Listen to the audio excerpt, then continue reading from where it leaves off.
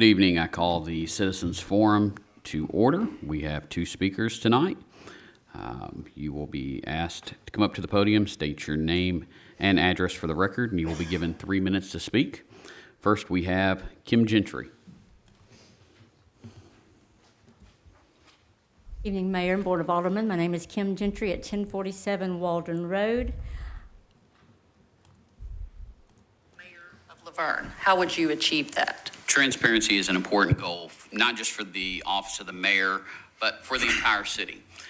Since I've come in as mayor, we have started putting whole agendas online, both social media and the website. Of course, we have had for quite some time, we've had the YouTube channel. That information gets out to people. You can answer questions and go through that, all the different issues that are going on with people. You can talk. That's the biggest thing in this society that's missing, is people sitting down and talking versus just saying, hey, I don't like you, I don't like your position, and moving on, and you're just a bad guy. Communication is a big part of transparency, and so that would be an important tool for everyone, for the city and for the mayor's office. I found that an interesting excerpt from the League of Women Voters Mayoral Forum back in the fall. The tool of communication did not exist in the recent water outages in the South Waldron community. The first occurrence at my house, I thought I was dealing with a frozen pipe issue until I became aware that there were other neighbors with the same issue or low pressure. It was not easy to deal with that. The second occurrence, I was out of town with visiting family. What if my house had caught on fire with this water outage? It's come to my knowledge that possibly Mr. Beasley, who can address this, I'm sure, in his department report, wasn't even aware until the Facebook post on December 26th that we had an outage of water in our area. What if someone had died in a house? Well, the communication was made, or the statement was made of, well, we've got people without electricity, people are dying with no heat. Well, at least we knew about the rolling outages. We knew that it was happening. Had we ever questioned that SCADA, would it possibly fail during a freezing temperature? Do we have a reaction recovery plan, and is communication part of that plan? And if so, why did we not use it? Simply a Facebook post would have helped in letting us know that possibly something could happen. 5 seconds, Facebook post. And how we might could have helped a citizen prevent the numerous outages by conserving water. Or what duration were we looking at? We could have been informed at some point during the process.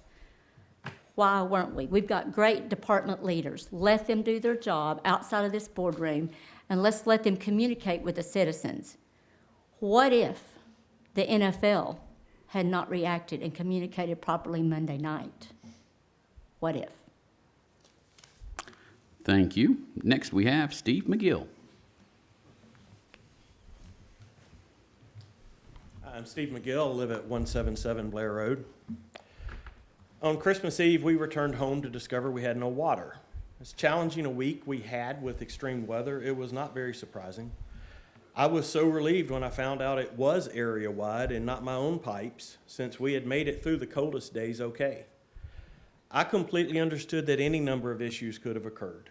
Frozen large pipes, accidents, any number of things could have caused the outage. So I immediately turned to the internet and social media to see if there were any updates.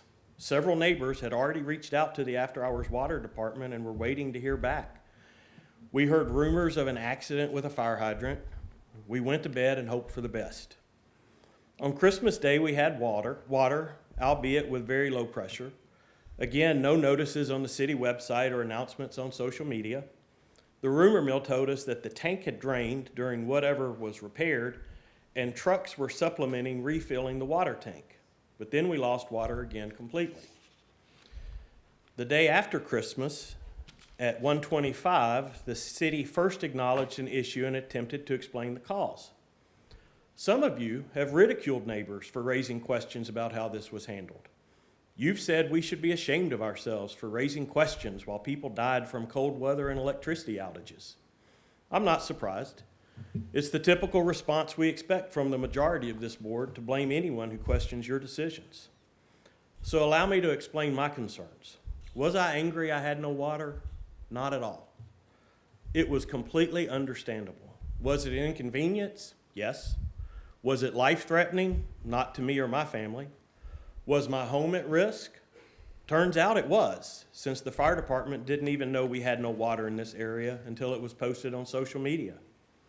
So here's my issue. We pay a city administrator and an assistant administrator a very competitive wage. And for the life of me, I cannot figure out what they're responsible for. It is clearer than ever to me that this mayor wants to single-handedly run this city. It's clear that no one feels empowered in his absence to even put out an announcement for something that affected a significant section of our city. I believe everyone did their best. However, I don't believe there were any plans in place to handle something like this. There's now an opportunity for all departments involved to understand what happened and determine how it will be addressed in the future. It's up to you to determine what you learn. Please empower the employees we already employ and hold them accountable. If they don't want that, they're not the right associates. But this city clearly cannot continue to be mayor-dominated if we truly want to improve all citizen lives. Thank you. That's going to close out the Citizens Forum. We will reconvene at 7 o'clock.